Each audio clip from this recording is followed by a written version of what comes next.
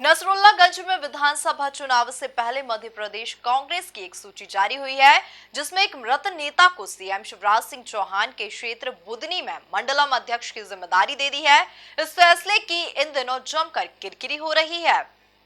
दरअसल कांग्रेस पार्टी ने 2023 चुनाव की तैयारी में एक मृत नेता को सीएम शिवराज सिंह चौहान के क्षेत्र बुदनी में मंडलम अध्यक्ष की जिम्मेदारी दे दी है।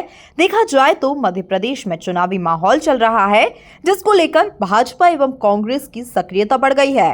इसी के मद्देनजर दोनों अपने संगठन को मजबूत करने का भरसक प्रयास कर रहे हैं।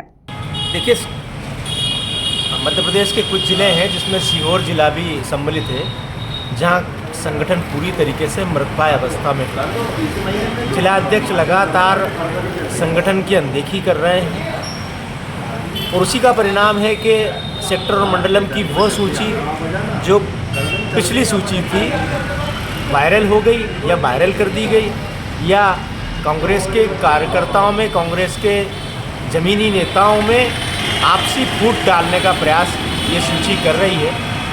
निश्चित तौर पर जो लोग मृत हैं या जो लोगों ने पार्टी बदल दी है, उनके नाम मंडलों की सूची में, सेक्टरों की सूची में आए हैं।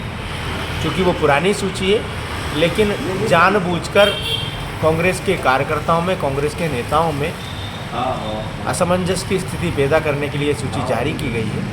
मैं जिला कांग्रेस अध्यक्ष से निवेदन करूंगा या उनके संज्ञान में बात डालूंगा कि इस तरीके के विवादित सूची पर कठोर कार्रवाई करें और संगठन को पुनर्जीवित करने के लिए लगातार दौरे करें, कांग्रेस के कार्यकर्ताओं को हिम्मत दें, संबल दें। मुख्यमंत्री के क्षेत्र में कांग्रेस की किरकिरी हो रही है, इस पर किसकी लापरवाही माने आप? देखिए, स्वाभाविक तौर पर कांग्रेस का संगठन, मैंने कहा कि मृत प्राय है। जो जिलाध्यक्ष है उनको पूरे जिले में दौरे करने चाहिए। अभी तक 2 साल हो गया है, ब्लॉक अध्यक्षों की नियुक्तियाँ नहीं हो पाई।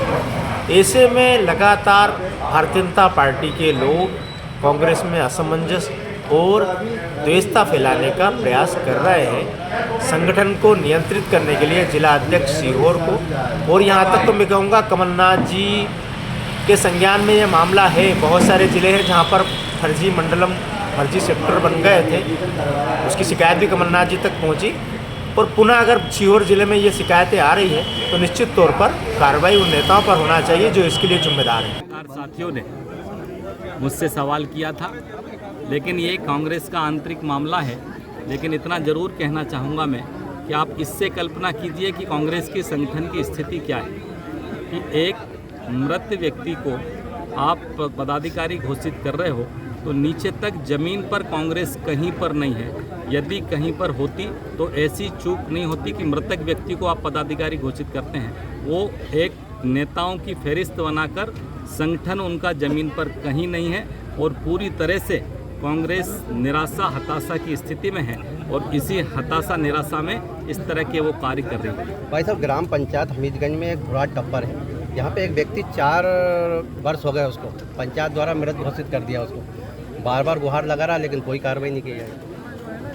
ये बात पहली बार आपने मेरे संज्ञान में लाए हैं। मैं संबंधित पंचायत में बात करके ऐसी कोई बात होगी तो उसका त्वरित निराकरण किया जाएगा। इस तरह की बातें कहीं बर्दाश्त के काबिल नहीं है। कई पंचायत ऐसी भाई साहब जिसमें निर्माण कार्य हो रहे हैं, अधूरे पड़े हुए हैं, काफ़ी वर्ष हो गए, पूर्ण नहीं किया जा रहा। ऐसी पंचायत को किन कारणों से, यानी बजट के अभाव में बंद है या अन्य कोई कारण है, उनका परीक्षण करा के तुरंत उस गांव के हित में उन निर्माण कार्यों को पूरा कराने का काम किया जाएगा। आपका बहुत। इसी क्रम में कांग्रेस ने सीहोर में मंडलम सेक्टर अध्यक्षों की नियुक्ति की, लेकिन इन नियुक्ति के दौरान एक मृत नेता को मंडलम का अध्यक्ष बना दिया है। Bureau report, MP news, Nasrullaganj.